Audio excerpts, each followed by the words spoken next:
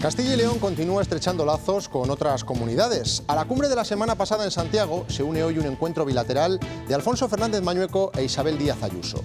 Madrid es región limítrofe y hay intereses comunes, pero preocupan especialmente los fondos europeos y sobre todo el criterio que va a utilizar en el reparto el Gobierno central.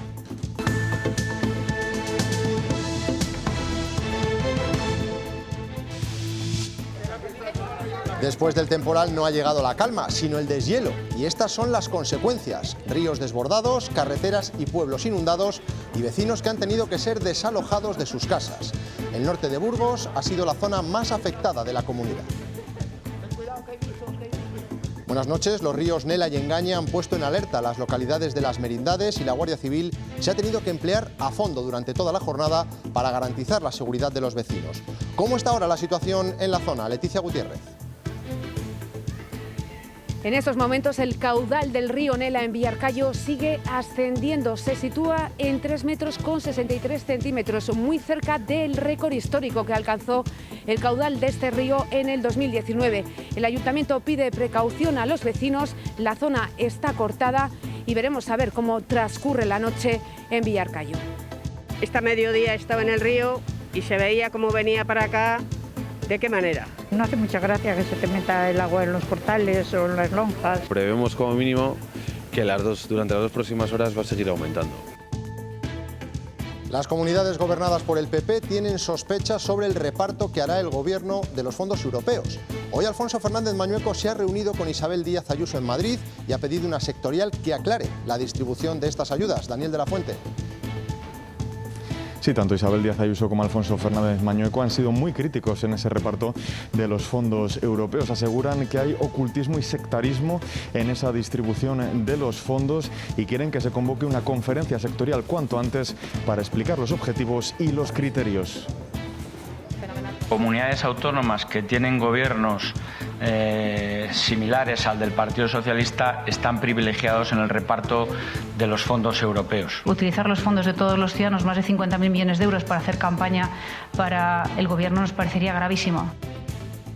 La nueva variante del COVID pone en alerta a las instituciones sanitarias de la Unión Europea. Se llama Omicron y ya hay un primer caso en Madrid. En Castilla y León, de momento, ninguno. La receta para el futuro no cambia. Prudencia y vacunación. Elena Rodríguez. Sí, ya se ha notificado ese primer caso en España. Ha sido en Madrid, concretamente en el Hospital Gregorio Marañón, un hombre de 51 años de edad. De momento en Castilla y León no se ha detectado ningún nuevo positivo de esta variante, pero la incidencia acumulada sigue creciendo. En el caso concreto de la provincia de Ávila se sitúan los 400 casos y las UCI se encuentra ya al 11% de su ocupación. Las familias monoparentales de Castilla y León reclaman ayudas específicas. En nuestra comunidad hay más de 100.000 hogares de estas características. En la mayoría de los casos, la progenitora es una mujer. Se nos considera media unidad familiar. Y entonces nos dividen todo a la mitad, pero los gastos siguen siendo los mismos. No es que queramos nosotras doble permiso, es que queremos que nuestros hijos tengan el mismo derecho que los demás.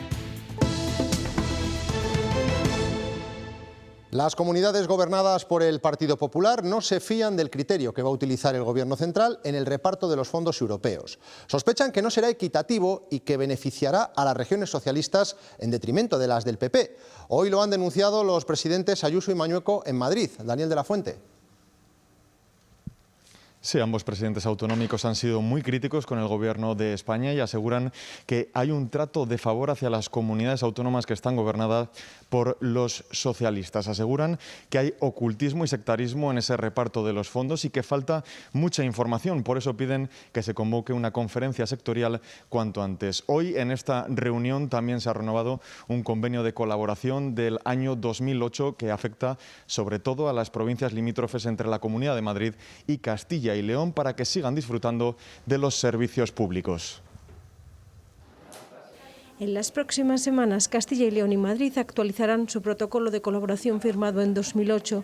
Así lo han acordado los presidentes de ambas comunidades, una renovación que tendrá un especial impulso en materia de sanidad. Aquellas personas de estas zonas limítrofes que de manera temporal vivan en la Comunidad de Madrid, pues también puedan recibir, sin necesidad de cambiar el empadronamiento, puedan recibir la prestación de servicios públicos y, más concretamente, en el ámbito de la atención primaria y de la atención hospitalaria.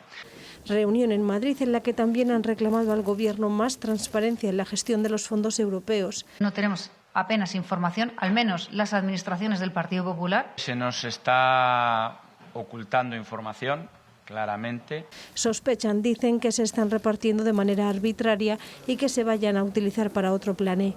Comunidades autónomas que tienen gobiernos similares al del Partido Socialista están privilegiados en el reparto. Utilizar los fondos de todos los ciudadanos, más de 50.000 millones de euros, para hacer campaña para el Gobierno nos parecería gravísimo. Tenemos muchísimos problemas todas las comunidades autónomas, somos las primeras que acusamos el golpe. Mañueco y Ayuso reclaman que se convoquen los foros sectoriales de reparto de los fondos y que se siga el criterio de otros países europeos. En esa misma reunión, Alfonso Fernández Mañueco se ha referido a la estación de Navacerrada. El Gobierno central decretó su cierre, pero el presidente de la Junta ha garantizado que seguirá abierta. Ha dicho esto. El Gobierno de España ha considerado que la Junta de Castilla y León es la competente para declarar el cierre y nosotros consideramos que no hay ni razones políticas ni razones jurídicas para declarar el cierre de Navacerrada. Por tanto, va a seguir prestando su actividad. Es perfectamente compatible el uso de la estación de esquí con los aprovechamientos, con los montes de utilidad pública. Y el Gobierno central ha contestado hace unos minutos. Pedirá a la justicia que impida esquiar en Navacerrada. El recién reelegido secretario general de los socialistas en Castilla y León ha criticado este encuentro de Mañueco y Díaz Ayuso. Luis Tudanca considera que las reivindicaciones de hoy son incompatibles con la cumbre de Santiago sobre financiación autonómica de la semana pasada. Jorge Francés, cuéntanos. En esta primera reunión de la nueva ejecutiva del Partido Socialista se han oficializado los cambios en el grupo parlamentario. Patricia Gómez es la nueva viceportavoz y Ángel Hernández el nuevo secretario general. Una reunión en la que se han empezado a debatir las nuevas propuestas sobre la fiscalidad diferenciada para el mundo rural y la descentralización que se podría llevar a cabo en la comunidad. Además, Luis Tudanca ha criticado que Alfonso Fernández Mañueco apoyara la semana pasada la cumbre de Santiago y hoy se reuniera con Isabel Díaz Ayuso. Comparto la declaración y la cumbre de Santiago, pero no puedo aceptar que Mañueco al día siguiente, por interés orgánico y por las peleas del Partido Popular, se vaya a rendir pleitesía a la señora Ayuso. No puedo aceptarlo. Castilla y León no puede aceptarlo. El señor Mañueco tiene que decidir si está en la batalla orgánica del Partido Popular o si está defendiendo los intereses de Castilla y León, porque en los dos sitios no se puede estar a la vez. Las organizaciones agrarias siguen adelante con su plan de movilizaciones tras la reunión mantenida hoy con el ministro de Agricultura. Aunque se han acercado posturas, esto no impedirá las protestas por la crisis de precios y costes del sector primario y el desequilibrio entre lo que paga el consumidor y lo que ellos reciben. El calendario de estas movilizaciones se fijará en los próximos días.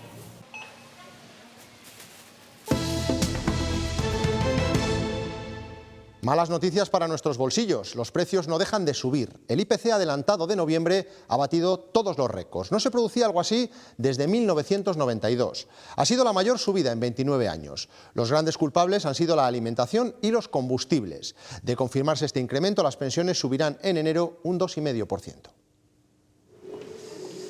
La subida del IPC tiene sus consecuencias para los pensionistas, que tendrán que ver compensado el desfase respecto a las previsiones del Gobierno, que fijaron un 0,9% para este año 2021. Pero no será ese cálculo respecto al 5,6% que hemos conocido hoy de incremento del IPC, sino con el incremento medio anual, que se ha fijado en el 2,5%. Por lo tanto, el desfase, esa conocida como paguilla, será con un incremento del 1,6%. Hablamos de 16 euros para una pensión de 1.000 euros. Además, ese resultado, el 2,5% de incremento medio anual, será el cálculo para las pensiones del próximo año, que subirán de esta manera 25 euros por cada 1.000.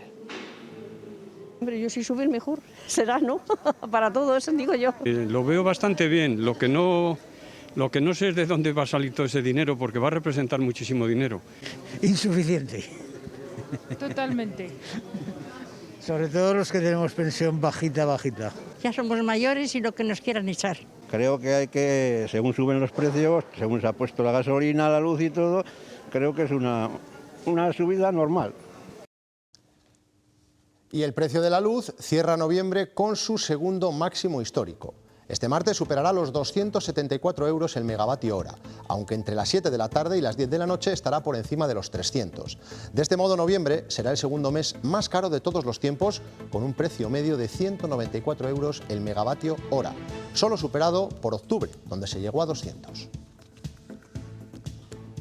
Ahora la pregunta es, ¿qué pasa con los salarios? ¿Cómo recuperar el poder adquisitivo? Muchos economistas avisan de que un aumento excesivo puede echar más leña al fuego de la inflación. Desde los sindicatos se rechaza esa idea. No hay ningún riesgo de que la subida de los salarios provoque una espiral inflacionista. En España los salarios sufren los efectos de la inflación, los salarios no provocan la subida de precios. Tenemos un problema de salarios endémico. La media salarial, es decir, el salario medio en España, está congelado desde el año 2008. Por tanto, los salarios en nuestro país tienen que subir sí o sí.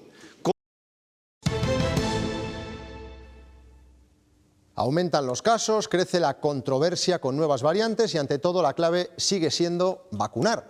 Y poco a poco cada vez se va concienciando más gente. En lo que llevamos de noviembre, más de 10.000 personas han recibido la primera dosis de la vacuna. Casi 3.000 de ellos han sido menores de 20 años. O bien ya les tocaba o se han convencido de que es lo mejor para combatir el virus. Cada vez estamos más cerca de llegar al 90% de la población con al menos una dosis.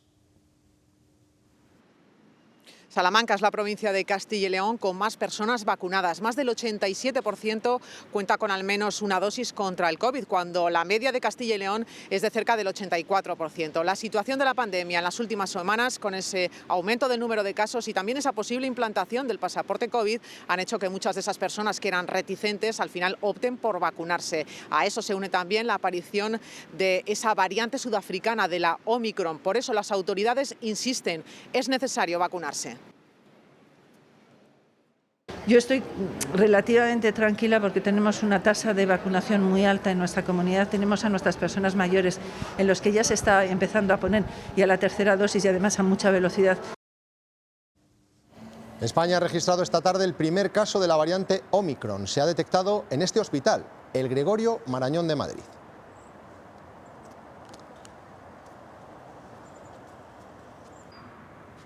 El goteo de casos era constante en Europa y la variante Omicron ya ha llegado a España. Desde la Organización Mundial de la Salud vuelven a poner el foco en seguir de forma intensa con la vacunación, aunque todavía se desconoce si esta nueva variante va a ser más contagiosa. Elena Rodríguez. Sí, se está investigando si esta nueva variante es más contagiosa y también si las vacunas nos protegen ante ella, pero de momento no hay evidencias confirmadas. Los expertos ya anunciaban que esta nueva variante podía estar circulando por el país y hoy se ha confirmado con ese caso en Madrid, concretamente en el Hospital Gregorio Marañón, por un varón de 51 años de edad que en la jornada de ayer regresó de un vuelo de Sudáfrica después de haber hecho escala en la capital holandesa. El positivo se detectó en un cribado masivo mediante un test de antígenos y luego ya se confirmó en el hospital. El varón se encuentra aislado y con sintomatología leve, pero también ya se han puesto en vigilancia epidemiológica a todos los pasajeros de ese vuelo Ámsterdam-España. Por el momento, Castilla y León no ha registrado ningún positivo. El primer caso de Omicron en España ha llegado al Hospital Gregorio Marañón de Madrid. Se trata de un viajero de 51 años procedente de Sudáfrica. Otras dos personas procedentes del mismo país han dado positivo en el aeropuerto de El Prat, en Barcelona, aunque todavía no se ha determinado qué variante portan. La detección de contagios es constante. Al menos 7 países de la Unión Europea, además del Reino Unido, ya tienen casos. En general, lo mejor es tener esperanza, pero prepararse para lo peor. Y el último aviso llega de la OMS. La crisis sanitaria mundial no ha terminado y la situación sigue siendo peligrosa y precaria. Ha entrado desde hace varias semanas, no hace varios días, y que esto está circulando ya. La ministra de Sanidad pide prudencia. Prevención, vacunación y anticipación. En eso está el Gobierno de España. En España se han endurecido los controles de acceso. Mañana el Consejo de Ministros decretará el cierre de fronteras con el sur de África, como ya han hecho Japón, Israel o Marruecos. Los expertos dicen que aún hay que estudiar si esta variante es tan contagiosa, pero piden calma. No entrar en una paranoia como algunos países quizá han entrado tempranamente, pero sí estar preocupados y tener encendidas las señales de alerta. Todos los casos detectados de momento son de personas que acaban de regresar del sur de África. Precisamente hoy ha entrado en vigor la orden que obliga a todos los que regresen del sur de África a guardar una cuarentena de 10 días. Entre ellos se encuentran los 12 vallisoletanos atrapados en Sudáfrica desde hace varias jornadas. Ya han salido del país y llegarán a Barajas mañana por la mañana, en torno a las 12:45, después de hacer escala en Frankfurt. En Castilla y León el fin de semana ha dejado más de 1.200 positivos. La incidencia ha bajado a riesgo medio, pero no porque haya descendido, sino porque la Junta ya ha modificado los criterios del semáforo. Está por encima de 200 y las UCI continúan creciendo, pero levemente. Ya superan el 8% con 32 pacientes. Este aumento en el número de casos tiene consecuencias en los ingresos de los hospitales. En Palencia, el gerente de Asistencia Sanitaria ha querido aclarar el comunicado que se conocía este fin de semana, donde recomendaba a los sanitarios evitar las celebraciones en Navidades y así limitar los contagios. Lo que pide es que no haya cenas o comidas entre los propios profesionales. Pues lo responsable, creo yo, es no hacer este año estas celebraciones porque puede tener unas consecuencias muy graves. Si un grupo de profesionales de un servicio, por ejemplo, de cuidados intensivos o de quirófano o de urgencias o un centro de salud, enferma alguno o quedan todos en cuarentena, ¿cómo queda ese servicio? ¿Cómo voy a pedir yo que la gente no se junte en Navidad con su familia, algo que yo mismo voy a hacer? La alta incidencia en municipios como Guardo o Venta de Baños está viéndose reflejada ya en el Hospital Río Carrión de Palencia. Este fin de semana 6 personas han sido ingresadas y después de 2 meses sin fallecidos hay que lamentar una nueva víctima mortal. Esta situación ha llevado a la gerencia a habilitar al completo la planta número 11 y dar luz verde al plan de contingencia. Además, 16 profesionales de la provincia están en cuarentena. Este es el río Nela, en Burgos, desbordado a su paso por Villarcayo. Es uno de los que están sufriendo los efectos de las lluvias y el deshielo de este fin de semana en el norte de Castilla y León. Así estaba por la mañana, pero la situación no ha mejorado a esta hora. La Guardia Civil lleva todo el día trabajando en las zonas más afectadas del norte de Burgos, donde ha sido necesario incluso evacuar a algunos vecinos. En las carreteras también se han formado enormes balsas de agua. Jornada muy complicada en las merindades. Por la mañana empezaba a desbordarse el río Nela en Villarcayo. Sobre las 8 de la mañana desde el 112 ya estamos viendo la tendencia en las gráficas. Las mayores complicaciones se producían en la merinda de Valdeporres y Sotoscueva. Las localidades de Cornejo, Pedrosa y Santelices sufrían las primeras inundaciones que afectaban a varias viviendas y carreteras. Por la tarde el problema se trasladaba a Villarcayo con la crecida del Nela. El dato más alto históricamente es 3,65 metros en enero del año 2019. Las últimas inundaciones que sufrimos y estamos a 4 centímetros solamente. Patrullas de la Guardia Civil y una treintena de efectivos municipales se desplegaban por las calles aledañas al río.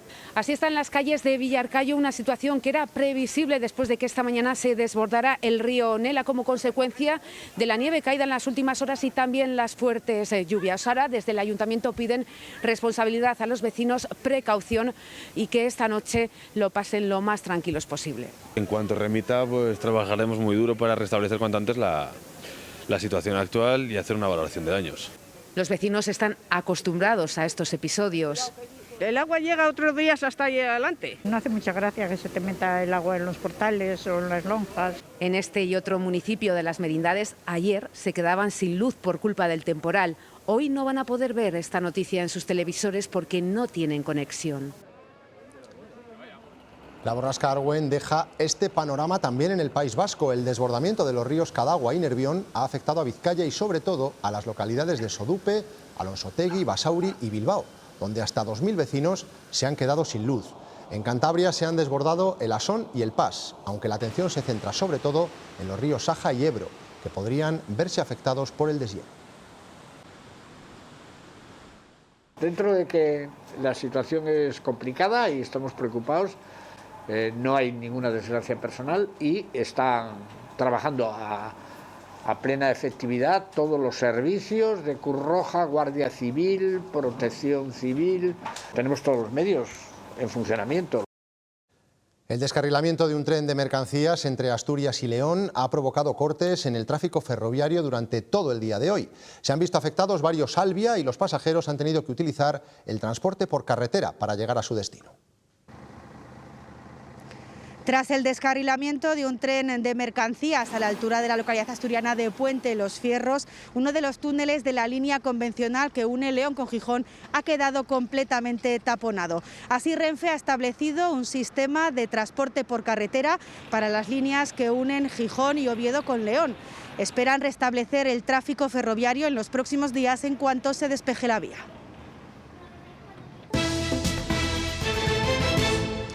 En Castilla y León hay 100.000 familias monoparentales y en la gran mayoría las progenitoras son mujeres.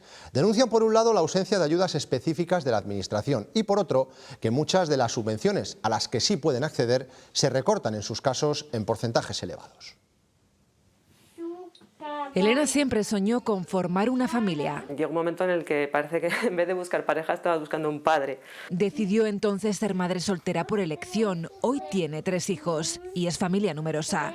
También cuentan con ese carné las personas viudas con 2 menores a cargo. Sin embargo, no sucede lo mismo en el caso de las madres solteras con 2 hijos. Las familias monoparentales en España aún seguimos sin ser equiparadas en ese derecho. Se sienten olvidadas y que sus hijos son discriminados. Tenemos un descanso como de maternal de 16 semanas frente a 32 semanas que tienen una familia biparental. No es que queramos nosotras doble permiso, es que queremos que nuestros hijos tengan el mismo derecho que los demás. Reclaman a la Administración beneficios fiscales. Se nos considera media unidad familiar y entonces nos dividen todo a la mitad, pero los gastos siguen siendo los mismos. Si sois madres, porque vosotras queréis y porque vosotras os apañaréis solas. Y no, esa no es la lectura que hay que hacer. La lectura que hay que hacer es que nosotros estamos fomentando a una natalidad que en Castilla y León está muy envejecida. Reivindican que se ponga fin a las desigualdades territoriales porque hay comunidades que sí cuentan con legislación. Piden una ley de familias monoparentales a nivel nacional. Las universidades cuentan con un detector de violencia de género. Sus unidades de igualdad reciben peticiones de ayuda de las alumnas. La mayoría solicita información y asesoramiento. Por ejemplo, en la Universidad de Salamanca atiende cada año entre 2 y 3 alumnas que sufren violencia de género. Hasta el momento no han sido casos graves que hayan requerido actuación policial o judicial, pero sí ha necesitado la ayuda de un psicólogo. En Castilla y León hay 3 centros de emergencia. Son los primeros focos que auxilian a las mujeres víctimas de violencia de género cuando huyen de sus agresores. El próximo año se habilitará otro punto de este tipo en Zamora. Complementará al que existe en Valladolid, que tiene una ocupación del 80%. El primer centro donde va una mujer cuando sale de su casa. Cuando es agredida por su pareja o por su marido, es el primer centro donde se la traslada antes de reubicarla después en una vivienda de acogida. Ahora mismo hay 3 en la comunidad, queremos extenderlos y el primero que vamos a extenderlo es a Zamora. Comienza en León el juicio por el crimen de Villaobispo. Los hechos se remontan al año 2008. Hay 2 acusados de acabar con la vida de una persona por un ajuste de cuentas. Estuvieron desaparecidos hasta 2018, momento en el que la policía les detuvo e ingresaron en prisión. 13 años ha tardado la justicia en sentar en el banquillo de los acusados de la Audiencia Provincial de León a los supuestos responsables de la muerte del hombre de 31 años que recibió un tiro en el corazón en noviembre de 2008 en Villaobispo de las Regueras. Los 2 hombres hermanos se han negado a responder a las preguntas del fiscal, pero sí han declarado a sus defensas en la primera sesión del juicio que no estaban presentes en Villaobispo cuando ocurrió el tiroteo que enfrentó a 2 familias. Pasaron una década en busca y captura hasta que fueron detenidos, estuvieron en prisión provisional y fueron puestos en libertad. Uno de ellos ha mantenido también en sala que en aquellos años era adicto a la cocaína y el otro que no ve bien de cerca y que no se enteró de los hechos cuando fue detenido. Incluso han dicho que no conocían ni el pueblo, a pesar de que su madre residía en él. El fiscal pide para los dos hombres 14 años y medio de prisión por un delito de homicidio y tenencia ilícita de unas armas que nunca fueron encontradas. Además, solicita una indemnización para la pareja, los hijos y la madre del fallecido. El juicio, que se ha aplazado más de un año por la pandemia, tiene previstas 4 jornadas más con la declaración de 15 testigos y el jurado popular que determinará si son o no culpables. Hoy ha comenzado en Valladolid otro juicio, por tráfico de drogas, con 26 personas encausadas. Algunos se han declarado culpables a cambio de que les recortaran la pena que les pedían inicialmente. El caso se remonta a enero del año pasado, cuando las fuerzas de seguridad les detuvieron por traficar y distribuir cocaína, hachís y marihuana en la provincia de Valladolid, con extensiones en Burgos, Zamora, Salamanca y Cantabria. Mañana testificarán los primeros acusados, que no se han declarado culpables. Se van esclareciendo los hechos del crimen ocurrido en la pensión de Valladolid el pasado mes de febrero. Las autopsias han determinado que la víctima sufrió una muerte violenta por asfixia. Las partes implicadas han llegado a un acuerdo prejudicial y la Fiscalía pedirá 10 años de prisión para el único acusado, si confiesa la autoría de los hechos. El hermano de la víctima repatriará hoy, después de 9 meses, los restos de la fallecida. El ministro del Interior ha reaccionado hoy en Burgos a la manifestación del pasado sábado en Madrid de policías y guardias civiles contra la derogación de la ley Mordaza. Grande Marlaska ha acusado a la derecha de instrumentalizar a las fuerzas de seguridad y ha garantizado la protección de los agentes. Tendrán esa presunción de veracidad siempre que resulte coherente, racional y lógico el desarrollo de lo manifestado de dicha declaración. Lo único que no me parece realmente adecuado en una democracia es que partidos políticos, y en este caso la derecha, traten de instrumentalizar y patrimonializar algo que es de todos, como son las fuerzas y cuerpos de seguridad del Estado. Palabras que llegaban en el acto de condecoración a las víctimas del terrorismo 10 años después del fin de ETA. Han sido 2 grandes cruces y 23 encomiendas como reconocimiento, según Interior, al referente ético y a los valores. Sobre terrorismo, esta misma tarde hemos conocido que los presos de ETA se comprometen a acabar con los recibimientos públicos a reclusos etarras excarcelados. Seguimos. La Brigada de Intervención Psicosocial de la Policía Nacional funciona desde hace semanas y los agentes se han volcado con esta iniciativa. 7 psicólogos dan servicio a las 72.000 unidades que componen el cuerpo. Todo el proceso, además, queda en el anonimato. Buenos días, equipo de intervención psicosocial. Al otro lado de esa llamada hay un compañero, un policía nacional que ha dado el paso para dejarse ayudar. En los últimos 4 años no ha muerto ningún policía nacional en acto de servicio. Sin embargo, todos los años tenemos suicidios de policías nacionales. En lo que va de año se han quitado la vida 13 agentes, aunque la media anual está en 8 suicidios. Piensan que por el hecho en sí de decir que tienen un problema emocional, que su vida profesional se puede ver afectada. Algo que no es cierto. El teléfono de atención está disponible las 24 horas y 7 días a la semana. Las llamadas pueden ser anónimas y no quedan registradas. En algunos casos, la realidad supera la ficción. Le sacan de prisión y le llevan al juzgado para un nuevo juicio, tira las muletas, abren el furgón de detenidos y sale corriendo y le encuentra un policía nacional. Le persigue el policía nacional, se da la vuelta al detenido y de una pedrada le desarma al policía nacional. Le sigue persiguiendo con otra arma, cae el policía nacional y en la caída se produce un disparo. Y el disparo acaba con el detenido. El agente se encuentra inmerso en un proceso judicial y recibe ayuda psicológica continua. Llevamos años ofreciéndole apoyo psicológico. Ellos insisten, si necesitas ayuda, pídela. El Centro Nacional de Fotografía parece más cerca de instalarse en Soria. El presidente del Gobierno lo anunció este fin de semana dentro del plan de descentralización del Ejecutivo, que pretende instalar también en nuestra comunidad la sede de innovación y tecnificación de formación profesional. El Gobierno reimpulsa que el Centro Nacional de Fotografía se instale aquí, en el edificio del Banco de España de Soria, con 11 años de retraso. Ahora el sector es optimista porque lleva meses de trabajo junto al Ministerio en este proyecto. A final de diciembre tienen que estar las obras de Soria en activo, que tenemos en febrero la primera mesa de negociación. Junto a España solo hay otros 3 países europeos sin un centro estatal de fotografía. Los profesionales lo consideran esencial para su impulso como arte y custodia de legados fotográficos. No hay que quedarse en Soria, hay que intentar hacer comprender a todas las comunidades autónomas que una red de centros sería fantástico para desarrollar una gran cultura fotográfica en este país. Que además será un revulsivo cultural para la ciudad. Nos proporciona una ventana de oportunidad muy importante para captar visitantes, para generar calidad de vida y riqueza. En este cuestionado edificio, el CIDE de Segovia, se instalará otro centro nacional, el de Innovación y Tecnificación de Formación Profesional. El lugar idóneo porque este centro está llamado a interactuar y a estar interconectado con el tejido económico y empresarial, es decir, con las empresas tecnológicas. El edificio ya ha sido visitado por técnicos del Ministerio y este proyecto permitiría darle viabilidad. El CIDE comenzó a levantarse hace una década y todavía arrastra los problemas sufridos durante las obras.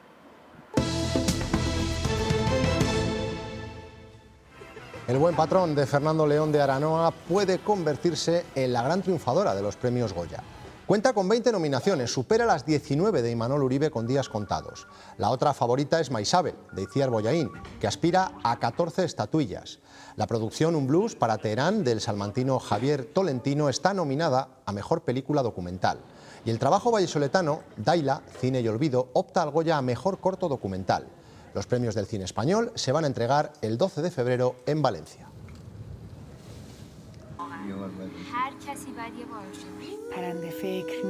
Nosotros nos vamos, les dejamos ahora con los deportes y luego no se pierdan Cuestión de Prioridades. Soy José Luis Martín, entrevista a Gaspar Llamazares, ex coordinador general de Izquierda Unida. Pasen una feliz noche. Adiós.